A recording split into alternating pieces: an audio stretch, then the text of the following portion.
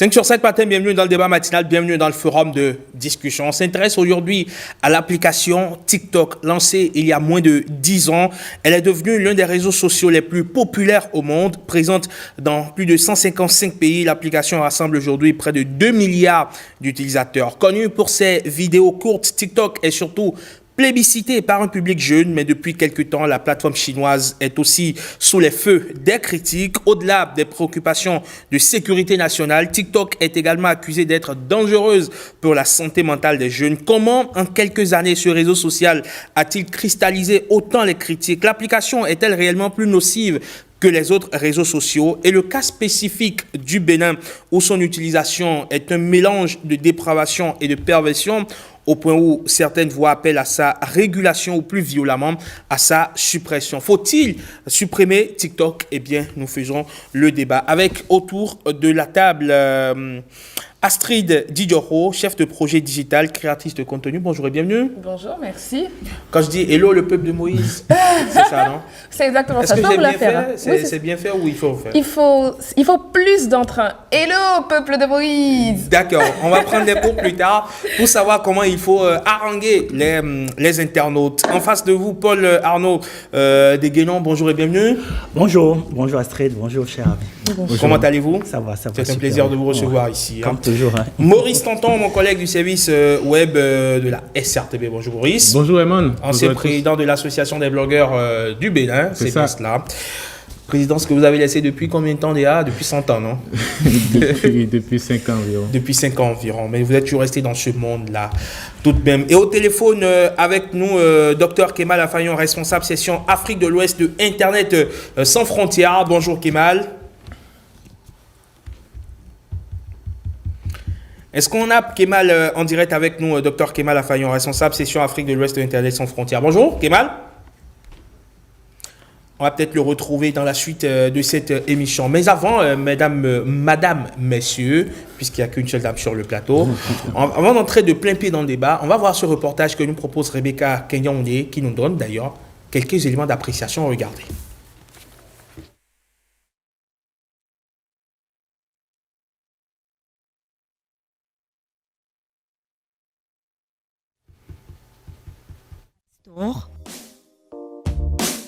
Puis entrée de mots, TikTok. Et vous voilà de plein pied dans l'univers du réseau social chinois très en vogue. Là, tout y est exposé, les vices aussi. Adolescents, jeunes, adultes, toutes les tranches d'âge y sont représentées. Objectif commun pour la plupart, trouver des abonnés. Pour y arriver, certains choisissent l'humour. D'autres ont leur petite idée, dévoiler les moindres détails de leur vie au quotidien. Salut les amis, comment allez-vous? Lui, c'est Emric, mais sur TikTok, il se nomme Rico. Et grâce à ce filtre qui lui donne une apparence assez drôle, il arrive à amuser sa communauté digitale. Je suis beau comme ça. Étudiant en anglais, Rico a préféré troquer ses polycopies avec sa passion d'humoriste. J'ai commencé d'abord avec les challenges, les petits challenges que les gens font. Avec le temps, j'ai commencé par avoir soif des j'aime. Et cette soif de like va finir par payer. Aujourd'hui, le jeune TikToker cumule plus de 2 millions de likes et a dans son escarcelle 130 000 abonnés. Mais Rico n'est pas le seul TikToker béninois à avoir captivé notre attention. Dans cette maison, j'ai rendez-vous avec une jeune dame, Jessica Glele, vit ici avec ses 2 filles. En 2017, elle découvre le réseau social TikTok. Je chantais pour ma fille, mais juste, je voulais qu'elle soit sur les réseaux sociaux comme les autres enfants mignonnes que je vois et tout. Et c'est de là que tout le monde savait qu'elle s'appelait Dilara et que c'est d'elle que je parlais dans la chanson. Mais très vite, elle surfe sur la visibilité de sa fille pour changer de contenu. Clash, insultes, exposition de la vie privée des autres, bad buzz. Conséquence, elle est interpellée par la justice et a aujourd'hui à son actif 2 arrestations. Mais rien n'émousse les ardeurs de la TikTokeuse, ses contenus restent inchangés. Je ne changerai jamais pour personne. À cette ère de la technologie et du digital, Les jeunes restent convaincus qu'il faut utiliser ces plateformes pour s'inventer une vie, l'exposer et parfois exhiber leur nudité afin de donner une dimension exponentielle à leur visibilité. Lorsque vous suivez une vidéo où un jeune insulte une personne âgée, insulte une institution, une autorité, lorsque vous croisez cette même personne dans la circulation, la considération que vous avez pour la personne, enfin que vous aurez pu avoir pour la personne peut diminuer un peu. Est-ce que vous voyez? Tout comme cela pouvait lui fermer des portes. Donc la première conséquence est d'abord sur l'individu. Maintenant, sur la société plus globalement, on peut voir d'abord sa famille. Parce que lorsque l'enfant a des réactions, a des attitudes déviantes, on s'interroge d'abord sur mais il vient d'où?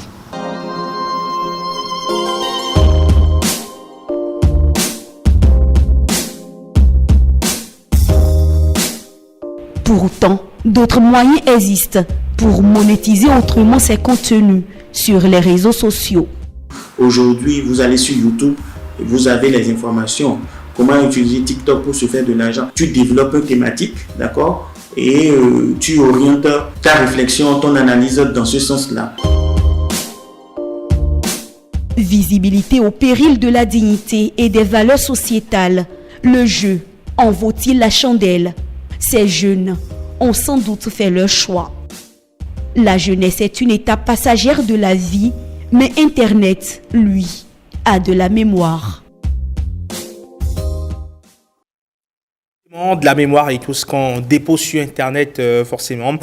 On ne sait pas fondamentalement où est-ce que cela se retrouve quand bien même on a supprimé Astrid.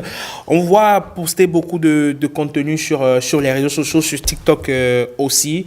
C'est loin de ce qu'on vient de peindre là, de ce monde fait de clash, de bad buzz et de tout ce que vous savez. Mais dites-moi, à quel moment TikTok a réussi à s'imposer vraiment comme le leader des réseaux sociaux, notamment ici chez nous au Bénin? Alors, ils ont réussi à s'imposer déjà par le format, parce que TikTok, au début, maintenant on a des photos, mais en réalité, ce ne sont que des vidéos et on n'a littéralement rien à faire, c'est-à-dire qu'il faut juste swiper vers le haut, dans un premier temps. Ensuite, les fonctionnalités de TikTok que maintenant les autres réseaux essaient de prendre, c'est que vous avez dans la plateforme tout à disposition. Vous pouvez liker, partager, commenter sans sortir du cadre de la vidéo. Ce qui a rendu le travail facile.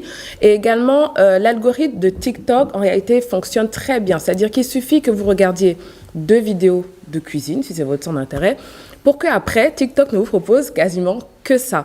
Il s'adapte tellement bien aux intérêts des gens que du coup, il vous propose facilement, rapidement le contenu que vous souhaitez voir.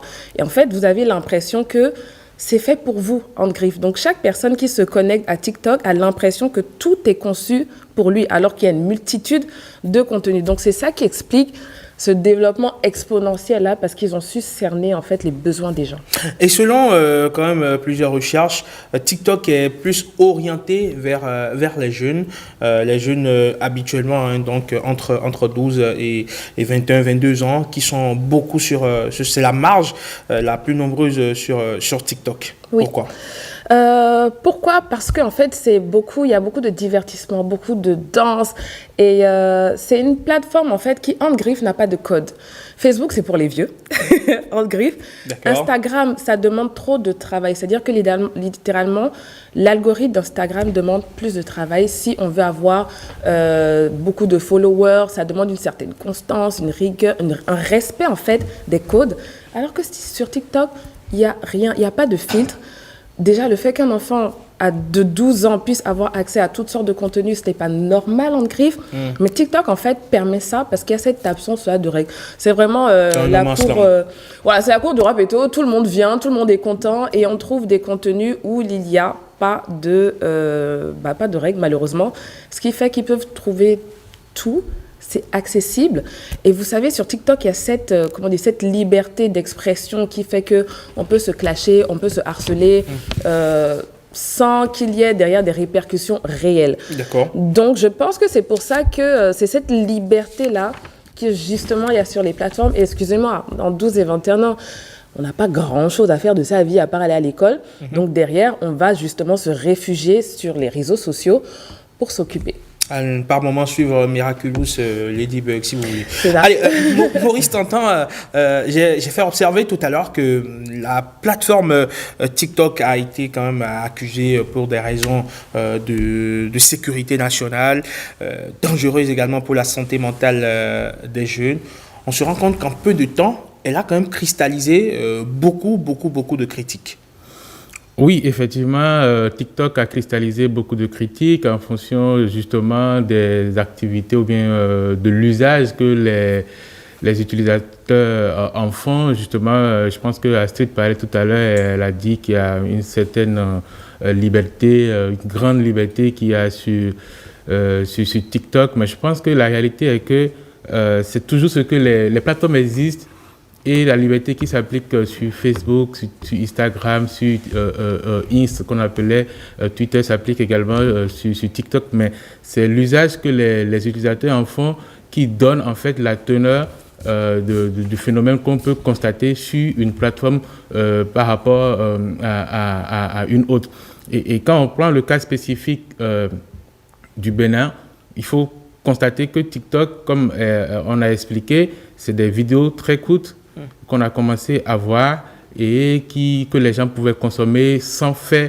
Vous faites le minimum d'efforts possible pour avoir accès à un nouveau contenu. Et plus vous naviguez, vous avez des contenus qui correspondent à ce que vous recherchez. Vous avez pour le montage des vidéos, il y a des IA intégrées qui permettent de faire le montage automatique. C'est pour faciliter l'usage. Vous savez ce que les applications, les réseaux sociaux utilisent chez nous. C'est notre temps. C'est l'attention qu'on leur accorde, c'est le temps qu'on y consacre. Donc, pour eux, l'enjeu, c'est de nous garder le plus longtemps possible sur la plateforme. Et qu'est-ce qu'il faut faire pour nous garder le plus longtemps possible? C'est d'abord demander le moins d'efforts possible à l'utilisateur pour pouvoir rester en lui proposant des contenus de façon très spontanée, presque automatique, des choses qui peuvent l'intéresser parce que l'application collecte les données sur nous et c'est ce qui peut nous intéresser. Mais je reviens sur le cas spécifique du Bénin. Ce qui a fait vraiment le succès, qui a fait qu'il y a une telle explosion. On a dit de la vidéo, mais très vite on a vu TikTok, c'est la plateforme sur laquelle les gens pouvaient facilement s'exprimer. Ils n'ont pas besoin d'avoir un niveau avancé, de comprendre le français. Vous allez sur TikTok, sur TikTok vous allez voir les gens parler fond, parler d'indi, parler yoruba et avoir un buzz énorme. Avoir une forte communauté. Avoir une forte communauté. Et donc c'est très accessible. Il y en a un qui est devenu célèbre juste en parlant Marie. Hein. Mais voilà, donc juste, vous n'avez pas besoin même d'aller à l'école, et c'est accessible à n'importe qui et c'est de la vidéo. Et donc ça a attiré un maximum de personnes très rapidement et avec l'algorithme et les fonctionnalités qui sont assez simples, il y a cet emballement-là. Après, pour ce qui concerne les essais, comme je l'ai dit, la liberté, elle s'applique partout. C'est l'usage que les gens en font et aussi la façon dont les autorités observent. Très bien. Alors, Paul Arnaud Deguénon, à quel moment on a commencé par franchir le pas? À quel moment on a compris que allumer sa caméra, raconter la vie d'autrui, insulter, alors que là, on me signale que Dr Kemal Afayon est en ligne. Il est donc le président de la section Afrique de l'Ouest de Internet sans frontières. Bonjour, docteur. Est-ce que vous êtes avec nous? Bonjour à vous. Je vous entends et je suis avec vous. Très ravi de me retrouver sur le plateau de la SRDB.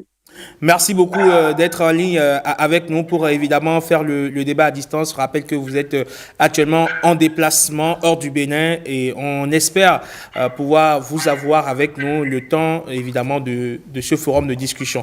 Je reviens à vous tout à l'heure. Je me retourne vers Arnaud pour lui poser la question. À quel moment a-t-on compris que insulter, raconter sa vie, faire des clashs est une réelle niche? Déjà, il faut savoir que TikTok a pris au Bénin avec les Busy Girls. C'est pas là que ça a commencé. C'était ces jeunes filles qui ont commencé avec ce réseau social et c'est bien après ça que ça s'est démocratisé avec tout le monde.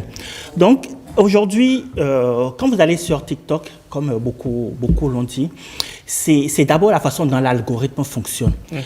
Quand vous êtes nouveau sur la plateforme, ça part dans le style test-apprentissage, c'est-à-dire que dans vos premiers essais, on vous balance plusieurs vidéos Et dès que vous commencez par regarder certaines de cette vidéos, la plateforme comprend tout de suite que vous êtes intéressé donc par ces formes de vidéos et d'office, on vous bazarde que ces genres de vidéos.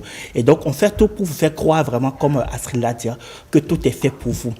Et aujourd'hui, on a constaté finalement que avec ça, il est très très facile à n'importe qui d'avoir rapidement de l'audience sur cette plateforme-là.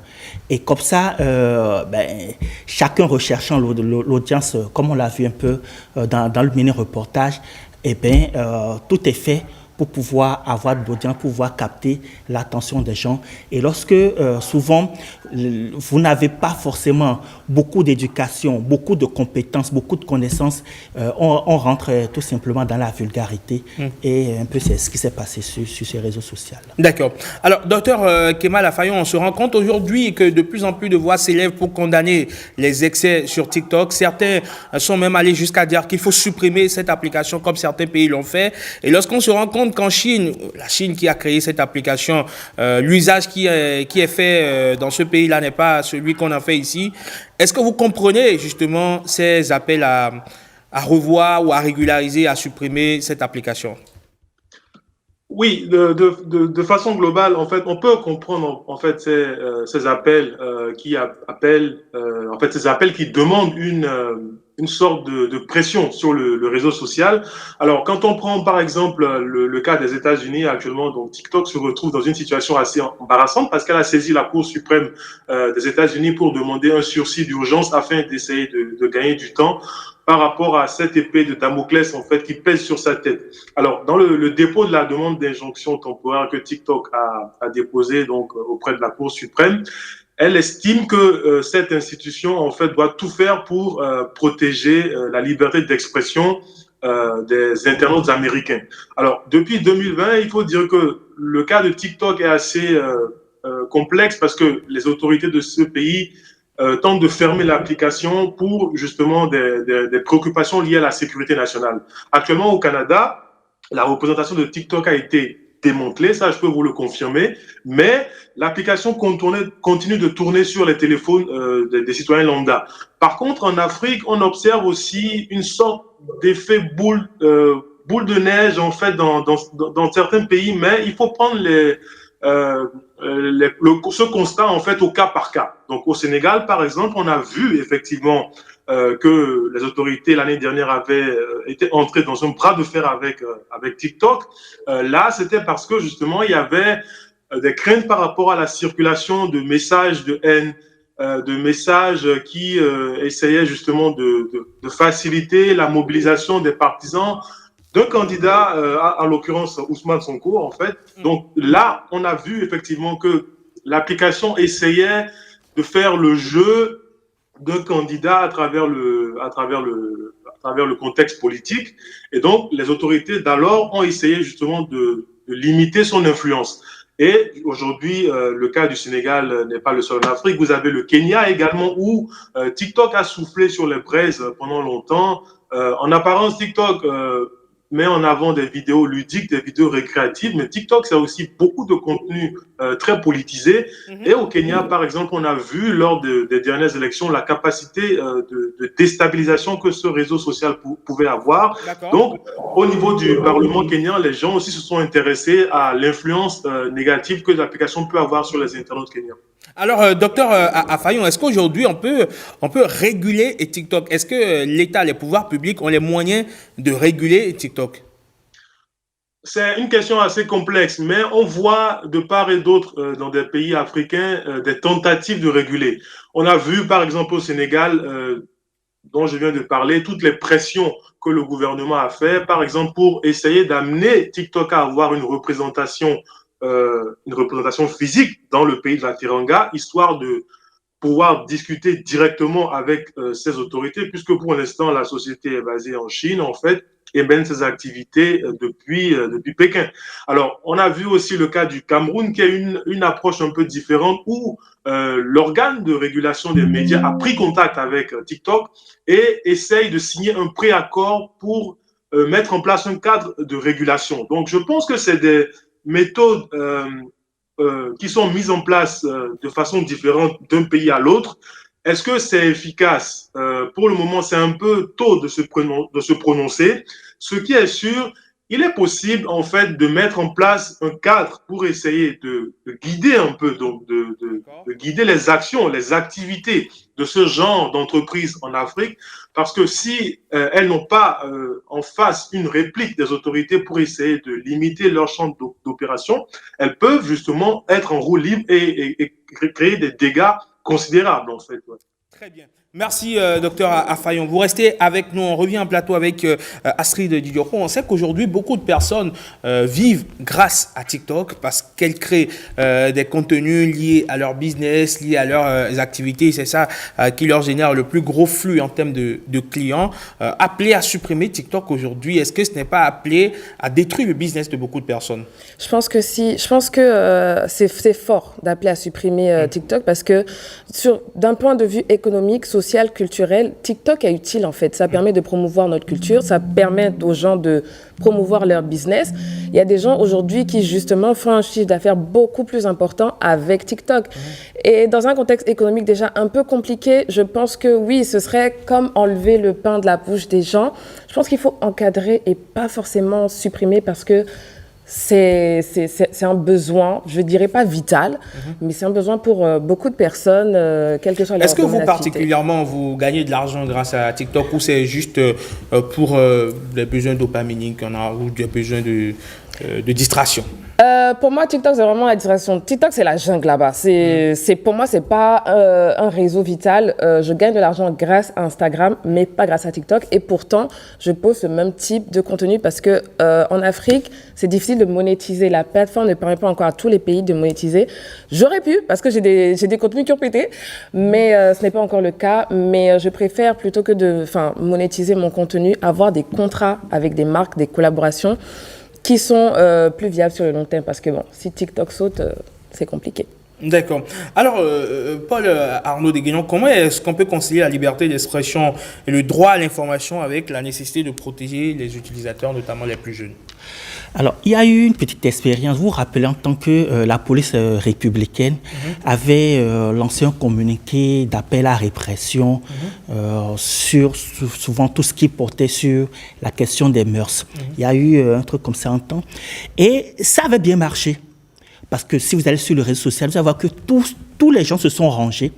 Et comme il n'y a pas eu une suite dans cette action, les gens sont revenus encore à la charge. Ce qui veut dire que la chose, elle est bien possible. Elle est bien possible. La police des mœurs. La police des mœurs, la brigade des mœurs, tout à fait. La chose, elle est bien possible puisqu'on a vu qu'avec juste un seul communiqué, l'effet que cela avait eu. Donc aujourd'hui, moi, je pense qu'il faut réguler.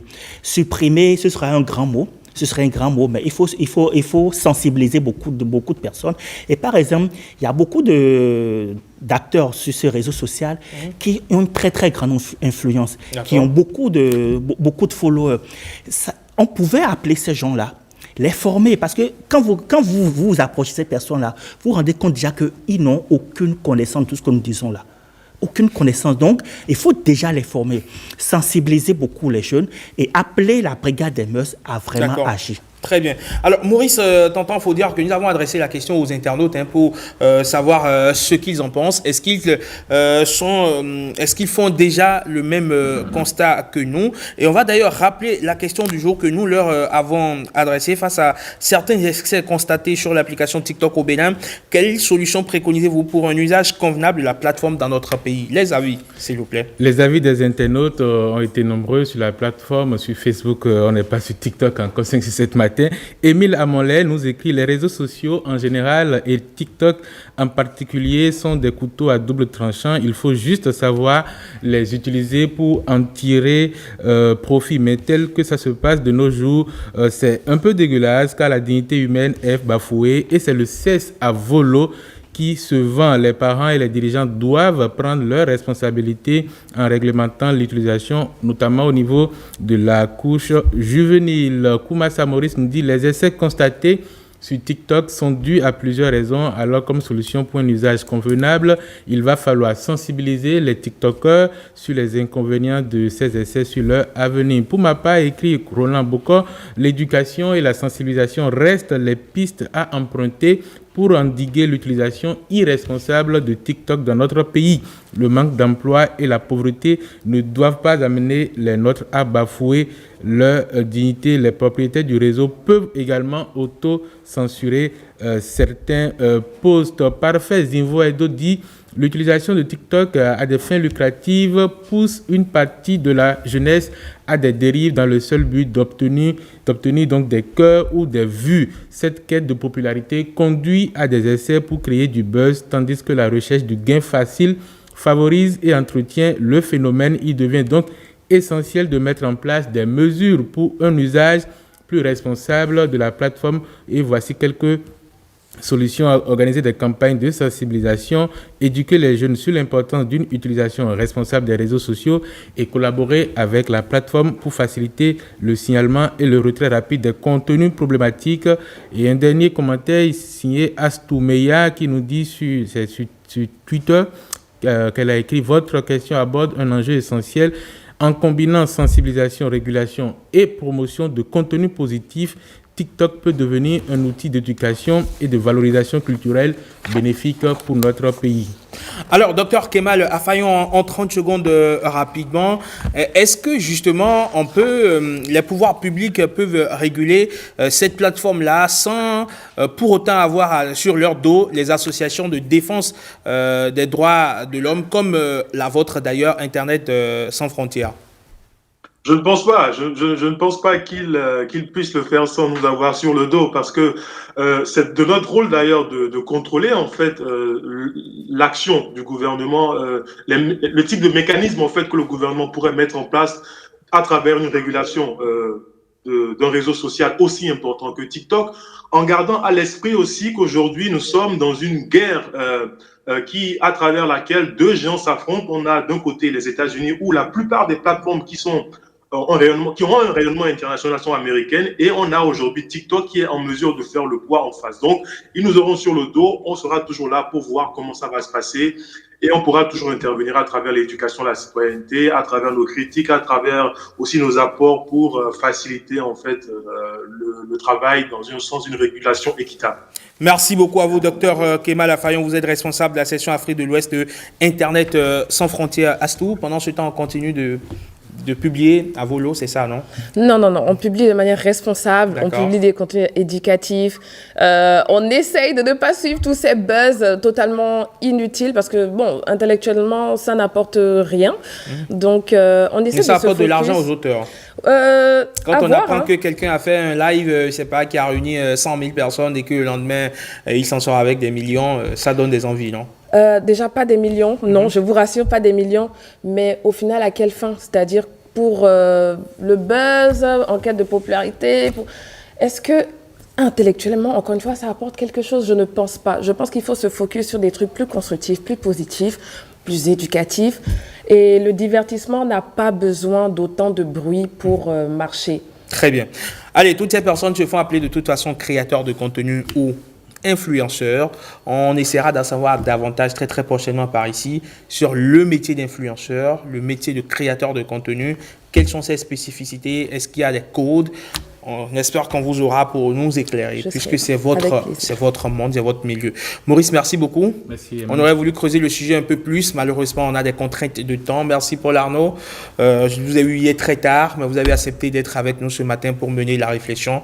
Merci beaucoup. Merci, c'est très aimable. 5 sur 7 matin, dernière escale avant de descendre, c'est Marcel Arrossi qui nous y emmène à travers la revue de presse.